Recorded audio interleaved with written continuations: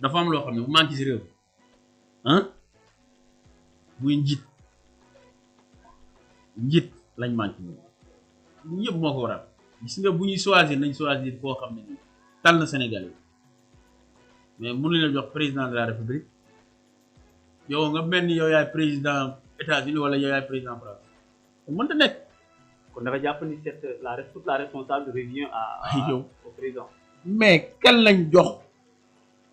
lépp luy budget lépp luy nomination lépp luy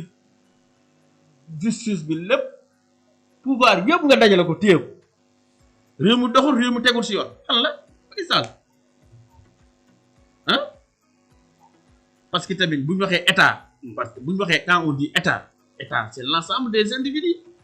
ñu nekk ci benn territoire espace limité des frontières pourquoi pas le pays le gouvernement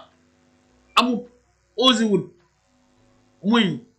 gérer la sécurisation des frontières terrestres maritimes ah aériennes pourquoi pas loolu bu ko état mënu ko état bi mission fay na loolu mooy suñu problème parce que état a failli sa mission parce que mënuma concevoir des milliers de jeunes qui se fortunent vers l'étranger loolu c'est manque de sécurité la sécurité amul parce que bu sécuriser woon géej